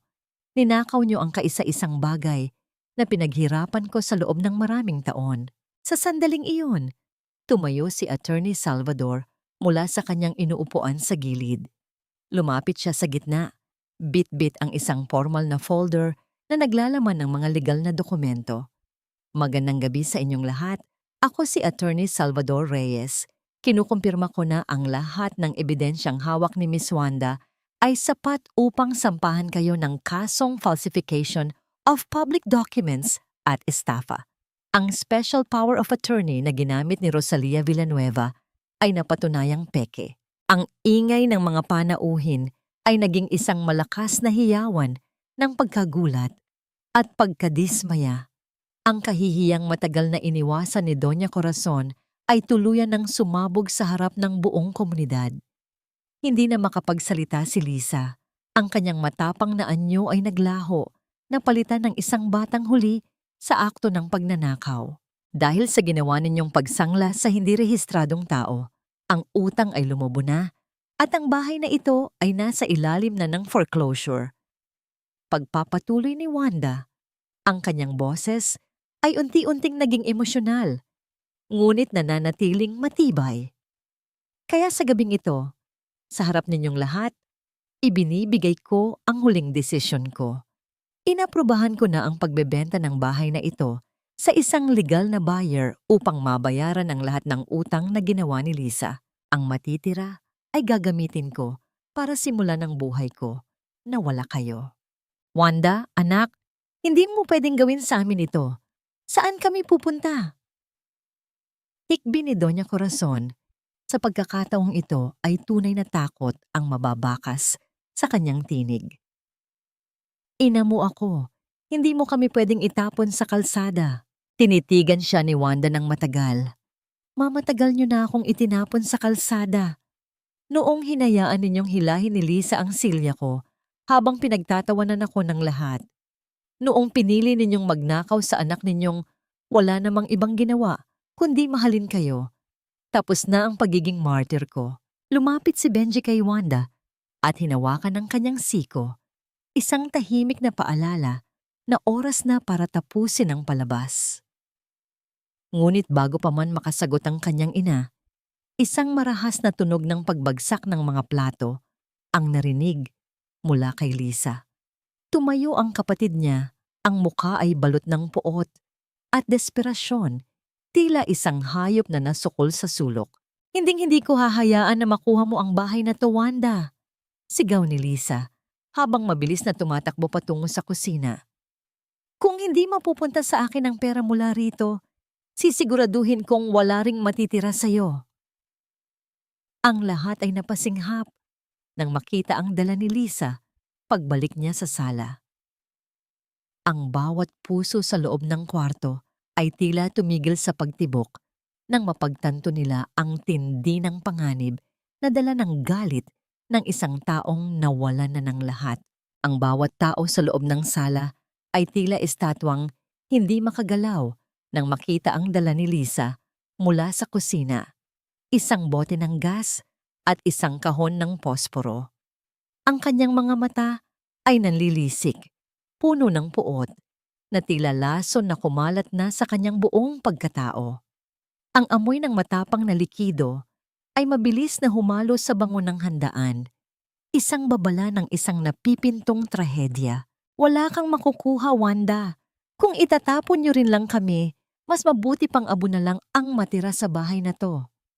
Ang iyaw ni Lisa, ang kanyang boses ay pumiyok Sa tindi ng desperasyon, sa kabila ng panganib, nanatiling nakatayo si Wanda.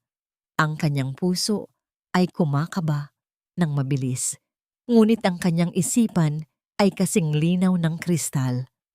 Tinitigan niya ang kanyang kapatid. Ang batang dati ay ipinagheli niya.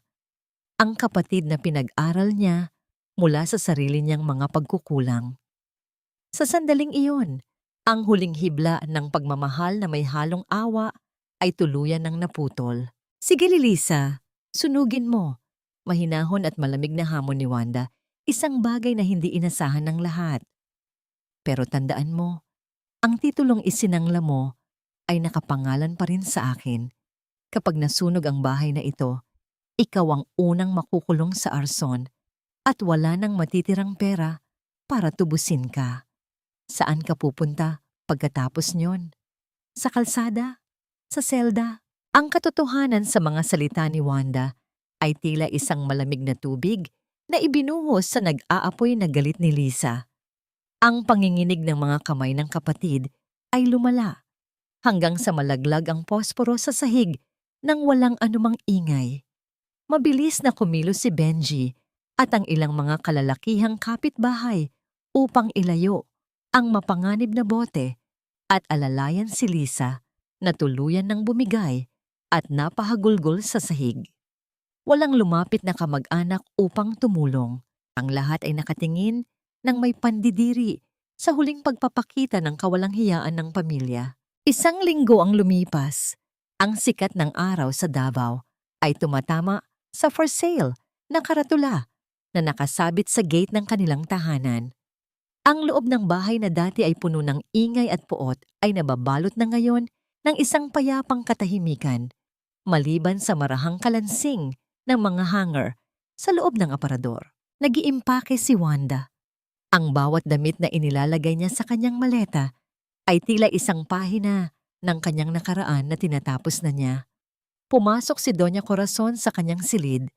Ang mukha ay bakas ang matinding pagtanda at ang kawalan ng sustansya ng kanyang mga dating pananakot. Wanda, anak, wala na ba talagang pag-asa? Saan kami matutulog ni Lisa? Isang maliit na kwarto lang, sapat na sa amin. Ang boses ng kanyang ina ay puno ng pamilyar na tono ng pagmamakaawa. Ngunit wala na itong talab kay Wanda. Ma, naayos na ni Attorney Salvador ang maliit na paupahan para sa inyo sa probinsya. May kaunting matitira mula sa benta ng bahay pagkatapos mabayaran ang mga utang ni Lisa. Sapat na yon para sa pagsisimula ninyo. Sagot ni Wanda nang hindi tumitingin sa ina. Kailangan nyo nang matutong tumayo sa sarili ninyong mga paa. Hindi na ako ang inyong bangko at hindi na rin ako ang inyong katulong. Napakatigas na ng puso mo, Wanda. Ganyan ba ang itinuro ko sa'yo? Huling hirit ng matanda. Isang desperadong pagtatangka na gamitin ang utang na loob. Itinigil ni Wanda ang kanyang ginagawa at hinarap ang ina. Itinuro niyo po sa akin ang magmahal nang walang tirama at natutunan ko sa inyo na kapag wala nang natira sa akin, wala na rin kayong pakialam sa akin. Iginagalang ko kayo bilang ina ko.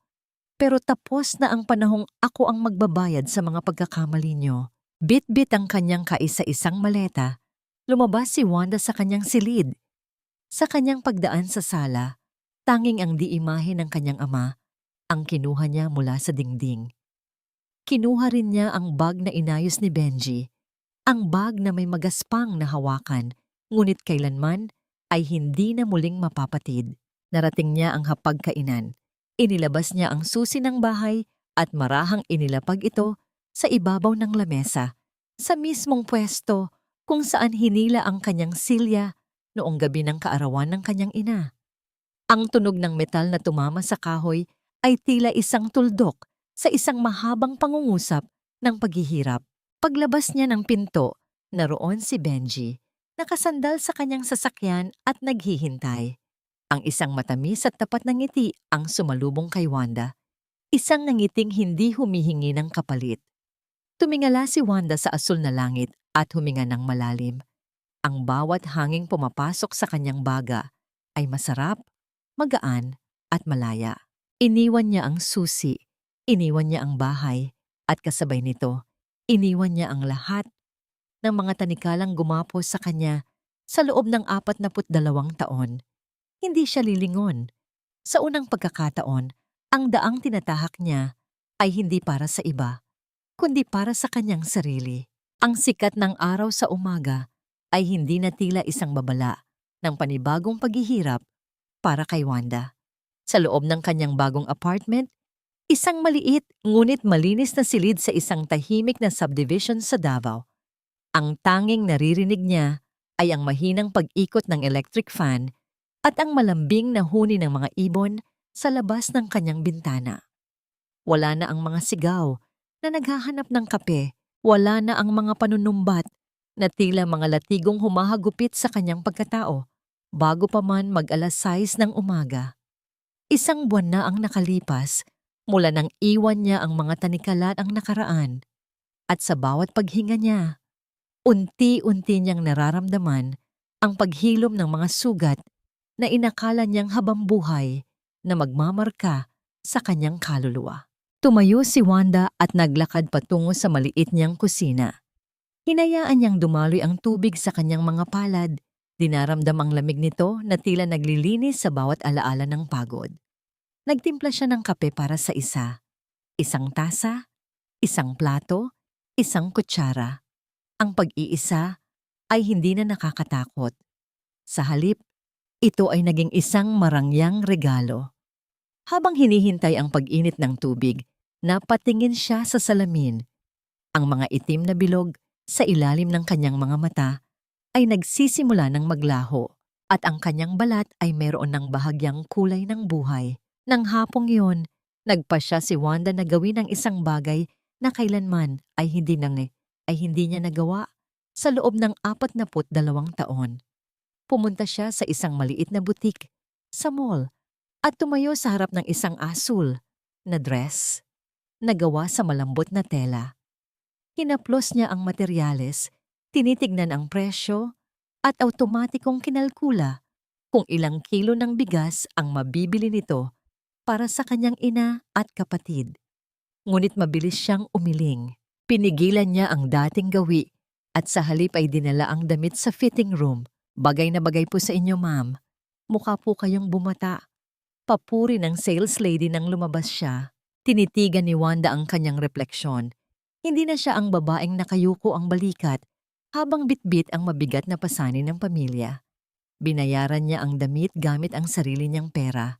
Perang hindi na kailangang dumaan sa mapanghusgang mga kamay ni na Doña Corazon at Lisa.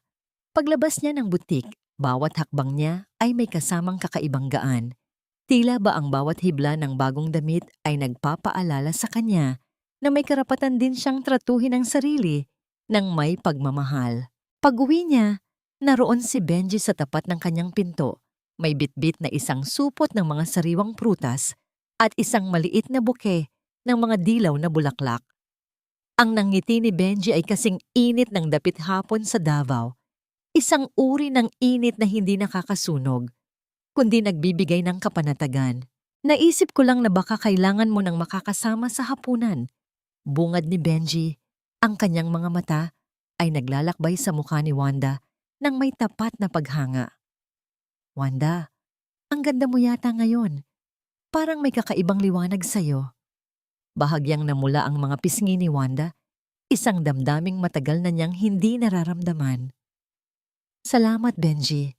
Pumasok ka katatapos ko lang mag-ayos ng mga gamit ko.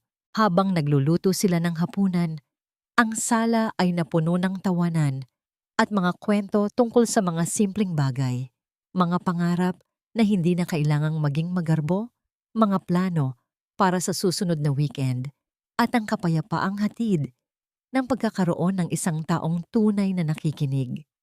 Habang iniaabot ni Benji ang isang plato kay Wanda, bahagyang nagtagpo ang kanilang mga daliri. Hindi agad bumitaw si Benji. Sa halip, marahan niyang pinisil ang kamay ni Wanda, isang tahimik na pangako na hindi na siya muling mag-iisa sa kanyang paglalakbay. Kahit anong mangyari, Wanda, andito lang ako. Hindi kita hihilahin pababa. Sasabayan kita sa bawat hakbang mo. Bulong ni Benji, sapat na upang marinig ang katapatan sa bawat pantig. Nang makaalis si Benji at muling mabalot ng katahimikan ng apartment, napansin ni Wanda ang isang puting sobre na isinilid sa ilalim ng kanyang pinto kanina. Marahil habang nasa labas siya, dinampot niya ito at nakita ang sulat kamay na hinding-hindi niya malilimutan. Mula ito sa kanyang ina. Ang mga letra ay tila nanginginig. Bakas ang pagtatangkang humingi muli ng simpatya. Naramdaman ni Wanda ang biglang pagbilis ng tibok ng kanyang puso. Tinitigan niya ang sobre, ang huling hibla ng nakaraan na pilit na dumurugtong sa kanyang bagong buhay. Ang pagnanais na buksan ito at malaman kung kumusta na ang dalawa ay naroon. Ngunit ang takot na muling mabilanggo sa ilalim ng utang na loob ay mas matindi. Inilapag niya ang sobre sa ibabaw ng kanyang lamesa, hindi binubuksan, habang ang liwanag ng buwan ay tumatama sa puting papel na tila isang hamon sa kanyang natagpuang kalayaan. Babasahin ko ba ang mga salitang maaaring muling gumapos sa akin? O hayaan ko na lamang na mabulok ang mga ito kasama ng mga alaalang matagal ko nang ibinaon? Matagal na tinitigan ni Wanda ang puting sobre na nakapatong sa kanyang lamesa. Ang liwanag ng buwan ay tila nagbibigay ng buhay sa bawat kurba ng sulat kamay ng kanyang ina. Sa loob ng ilang sandali, bumalik siya sa pagiging batang laging nanginginig sa takot na baka may magawa siyang mali. Ngunit nang mahawakan niya ang matibay na tela ng kanyang bagong asul na damit, naramdaman niya ang init ng katotohanan. Binuksan niya ang sobre, hindi dahil sa pangungulila, kundi upang tuluyan ng lagyan ng tuldok ang huling pangungusap ng kanyang lumang buhay. Ang sulat ay punong-puno ng mga salitang patawad at pagsisisi. Ngunit sa pagitan ng mga linya, naramdaman ni Wanda ang pamilyar na bigat ng paghingi ng tulong. Hindi siya sumagot sa pamamagitan ng sulat. Sa halip, kinaumagahan ay tinungo niya ang address na nakasulat sa likod ng sobre, isang maliit at siksikang compound sa dulo ng isang maalikabok na kalsada, malayo sa karangyaan ng dati nilang tirahan sa Davao. Nang makarating siya sa harap ng pintuang yari sa manipis na plywood, marahang kumatok si Wanda. Ang bawat pagtama ng kanyang kamao sa kahoy ay naglalabas ng mga maliliit na alikabok na sumasayaw sa hangin. Bumukas ang pinto at bumungad sa kanya ang mukha ni Lisa. Wala na ang makapal na kolorete at ang maangas na tingin ng kanyang kapatid. Ang buhok nito ay magulo at ang mga mata ay bakasang puyat mula sa pagtatrabaho bilang encoder sa isang maliit na opisina. "Ate, nandito ka." Halos pabulong na wika ni Lisa, ang kanyang boses ay walang sigla. Tila isang kandilang malapit ng mapundi. Pumasok si Wanda sa loob ng maliit na silid. Ang amoy ng kulob na hangin at ang init na nagmumula sa yari sa yantok na bubong ay sumalubong sa kanya. Sa isang sulok, nakaupo si Doña Corazon sa isang lumang silya, nakabalot ng kumot kahit tirik ang araw. Nang makita ng matanda si Wanda, mabilis na nagunahan ang mga luha sa kanyang mga pisnging tila mas lumaylay dahil sa hirap. "Wanda, anak ko, bumalik ka rin." Hikbi ng kanyang ina habang pilit na inaabot ang kamay ni Wanda. "Patawarin mo kami. Napakahirap dito, anak. Hindi namin kaya ang ganitong buhay. Ang init, ang dumi. Baka pwedeng sa susunod na buwan, kumuha tayo ng mas malaking apartment. Yung may aircon para sa puso ko. Alam kong hindi mo kami matitiis." Tinitigan ni Wanda ang kanyang ina at pagkatapos ay ang kanyang kapatid. Naroon pa rin ang pamilyar na pag-asang siya ang muling mag-aahon sa kanila, na siya ang muling kukuha ng lahat ng kanilang pasanin. Ngunit sa pagkakataong ito, ang puso ni Wanda ay hindi na tuyong lupa na mabilis na nahuhubog ng iba. Ito ay naging isang matibay na bato na pinatigas ng sarili niyang mga luha. "Ma, nandito ako para tignan kung ayos lang kayo, hindi para bumalik sa dati nating gawi." Mahinahon, ngunit may awtoridad na wika ni Wanda. Inilapag niya ang isang maliit na sobre sa ibabaw ng kanilang lamesang yari sa plastik. "Iyan ang huling tulong na maibibigay ko para sa deposit ng maliit na negosyong Pwedeng simulan ni Lisa. Naayos ko na rin kay Attorney Salvador na bawat buwan, may matatanggap kayong sapat na allowance para sa pagkain at gamot nyo, ma. Sapat lang, hindi sobra. Ate, but this is not enough. Paano ang mga utang ko? Paano ang buhay na nakasanayan natin? Pagmamaktol ni Lisa, ang kanyang dating ugali ay muling sumisilip sa likod ng kanyang pagod. Ngumiti si Wanda, isang ngiting puno ng pait at kalayaan. Lisa, ang buhay na nakasanayan mo ay buhay na ninakaw mo sa akin. Tapos na yon. Hindi ko kayo tatalikuran bilang pamilya, pero hindi ko na rin kayo papayagang sirain ang buhay na binuo ko para sa sarili ko. Mahal ko kayo, pero mas mahal ko na ang sarili ko ngayon. Tumayo si Wanda at naglakad patungo sa pinto. Narinig niya ang pagtawag ng kanyang ina, ang muling paggamit ng utang na loob, at ang mga sumbat ng nakaraan. Ngunit ang mga salitang iyon ay tila mga tuyong dahon na lamang na tinatangay ng hangin. Wala nang bigat, wala nang kapangyarihan. Paglabas niya sa kalsada, huminga siya ng malalim. Dinaramdam ang sariwang hangin na dumadaloy sa kanyang mga baga. Ang panginginig sa kanyang mga kamay ay naglaho, napalitan ng isang matibay na katiyakan. Sa wakas, ang huling tanikala ay tuluyan ng naputol. Hindi siya naging masamang anak o kapatid. Naging tapat lamang siya sa babaeng matagal na niyang kinalimutan, ang kanyang sarili. Habang naglalakad siya palayo, nakita niya si Benji na naghihintay sa kanto, nakasandal sa kanyang sasakyan habang pinapanood ang mga batang naglalaro sa kalsada. Nang magtama ang kanilang mga mata, alam ni Wanda na ang landas na kanyang tinatahak ay hindi na puno ng mga tinik, kundi ng mga bagong simula na siya mismo ang may gawa. Ang bawat hapon sa Davao ay may dalang kakaibang kulay, isang paghalu-halo ng kahel, rosas at lila na dahan-dahang humahalik sa ibabaw ng asul na dagat. Sa loob ng kanyang bagong apartment, pinagmamasdan ni Wanda ang paglubog ng araw mula sa kanyang bintana. Ngayong araw, dumating ang huling piraso ng kagamitan na magbubuo sa kanyang munting tahanan. Isang malambot na wingback chair, kulay asul na tila ang langit sa payapang umaga, ang maingat na ibinaba ng mga kargador sa gitna ng kanyang sala, ang mahinang pagtama ng mga kahoy na paa ng silya sa makintab na sahig ay lumikha ng isang tunog ng katiyakan, isang kumpirmasyon na ang espasyong ito ay kanya at tanging sa kanya lamang. Dahan-dahang lumapit si Wanda sa silya. Hinaplos niya ang malambot na tela. Dinaramdam ang bawat hibla nito sa ilalim ng kanyang mga daliri.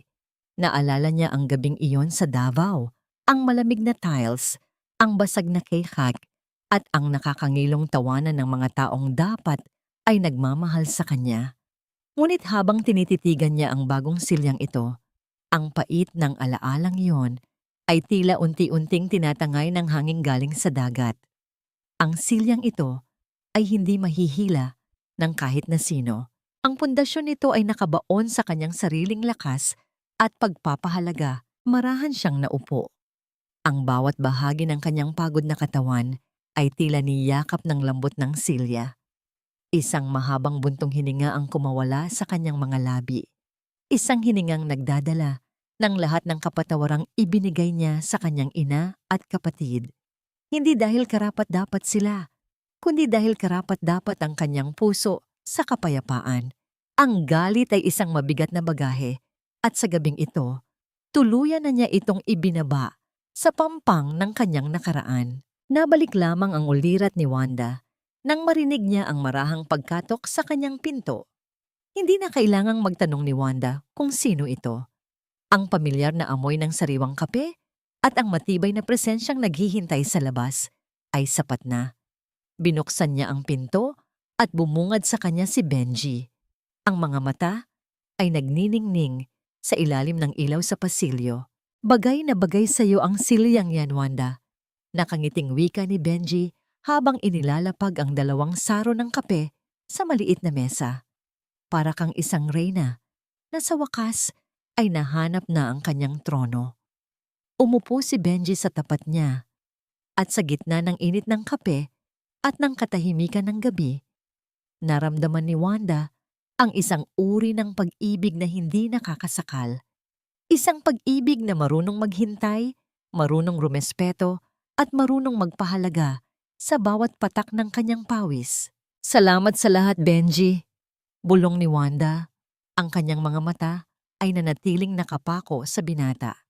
Salamat sa pagpapakita sa akin na hindi kailangang laging masakit ang pagmamahal. Walang anuman, Wanda. Karapat dapat kang mahalin ng walang kapalit, sagot ni Benji. Sabay haplos sa kamay ng dalaga na nakapatong sa braso ng Silya. Habang lumalalim ang gabi, nanatiling nakaupo si Wanda sa kanyang silya ng kalayaan. Ang bawat pagpintig ng kanyang puso ay wala ng halong kaba. Natutunan niya na ang utang na loob ay hindi isang tanikala at ang pagsakripisyo ay hindi dapat humahantong sa pagkawala ng sarili. Ang tunay na tahanan ay hindi ang apat na pader na itinayo mula sa kasinungalingan, kundi ang bawat sandali ng katahimikan na ikaw mismo ang lumikha para sa iyong kaluluwa. Sa gitna ng kadiliman ng Davao, ang maliit na ilaw sa apartment ni Wanda ay nananatiling nakasindi. Hindi na siya ang babaeng itinapon at pinagtatawanan. Siya na si Wanda Villanueva, isang babaeng marunong nang tumayo at mas marunong nang pumili kung saang silya niya nais magpahinga. Ang kanyang kwento ay hindi na tungkol sa pagbagsak, kundi tungkol sa pagbangon na may dangal, sa bawat hapon, sa bawat bukas, habang buhay. 1 taon ang mabilis na lumipas, tila mga alon sa baybay ng Davao na dumarating at umuubos sa mga bakas ng lumang pangyayari sa buhanginan. Sa isang maliit ngunit maaliwalas na veranda ng isang bahay bakasyunan, nakaupo si Wanda habang pinagmamasdan ang malawak na dagat. Ang hangin ay may dalang amoy ng alat at kalayaan, isang timpla na naging paborito na niya simula nang piliin niyang huminga para sa kanyang sarili. Wala na ang uniforme ng ospital, suot niya ngayon ang isang simpleng puting bestido at sa kanyang daliri ay kumikinang ang isang sing-sing na sumisimbolo ng panibagong sumpaan. Isang sumpaang hindi nakabase sa utang na loob, kundi sa tunay na pagpili. Wanda, luto na ang paborito mong sinigang. Malambing na tawag ni Benji mula sa loob. Ang tunog ng paglapag ng mga pinggan sa lamesang kahoy ay nagbibigay ng isang uri ng musika na dati ay hindi niya malasahan ng ganda. Ngumiti si Wanda at tumayo. Sa kanyang paglalakad, nadaanan niya ang isang maliit na frame sa ibabaw ng cabinet. Hindi na ito larawan ng kanyang mga sakripisyo, kundi isang litrato nilang dalawa ni Benji noong araw ng kanilang kasal. Simple, payapa, at puno ng liwanag. Kamakailan lamang, nakatanggap siya ng balita tungkol sa kanyang ina at kay Lisa. Nagtatrabaho na si Lisa bilang isang kahera sa isang maliit na grocery sa kanilang probinsya. Ang mga kamay nito na dati ay marunong lamang humawak ng luho ay sanay na ngayon sa pagpindot ng mga numero at pag-aabot ng sukli sa mga mamimili. Si Doña Corazon naman ay natutong magtanim ng mga gulay sa kanilang maliit na bakuran. Ang matanda, na dati ay hindi makagalaw ng walang katulong, ay natagpuan ang katahimikan sa pag-aalaga ng mga halaman. Ang kanilang buhay ay hindi na magarbo, ngunit ito ay totoo. Nang tanungin siya ni Benji kung napatawad na ba niya ang mga ito, isang malalim na paghinga ang naging sagot ni Wanda. Ang pagpapatawad para sa kanya ay hindi nangangahulugan ng pagbabalik sa dating gawi. Napatawad na niya ang kanyang ina at kapatid dahil ayaw na niyang bitbitin ang bigat ng galit sa bawat hakbang niya patungo sa kinabukasan. Ang pagpapatawad ay ang kanyang regalo sa sarili upang tuluyan ng makatulog ng mahimbing sa gabi. Ang kapayapaang nahanap niya ay hindi nanggaling sa labas, kundi sa pagtanggap na hindi niya kailangang maging bayani ng lahat upang maging karapat-dapat sa pag-ibig. Ang huling aral na iniwan ng kanyang paglalakbay ay nakaukit na sa bawat bahagi ng kanyang pagkatao. Ang pagsasakripisyo para sa pamilya ay isang dakilang bagay, ngunit ang pagsasakripisyo ng sariling dangal at kaluluwa ay isang pagkakamali na walang sino mang dapat gumawa. Ang pag-ibig sa sarili ay hindi kasakiman. Ito ang pundasyon upang makapagmahal ka ng tama at may hangganan. Sa paglubog ng araw, habang hawak ang kamay ni Benji sa ilalim ng lamesa, alam ni Wanda na tapos na ang panahon ng kanyang pagkakadapa. Ang silya sa Davao na dati ay hinila sa kanya ay naging isang matibay na tuntungan upang maabot niya ang langit na dati ay pinapangarap lang niya. Sa wakas, ang kanyang kwento ay hindi na tungkol sa isang biktima, kundi tungkol sa isang babaeng naglakas loob na tumayo, lumakad at bumuo ng sarili niyang tahanan sa gitna ng kapayapaan.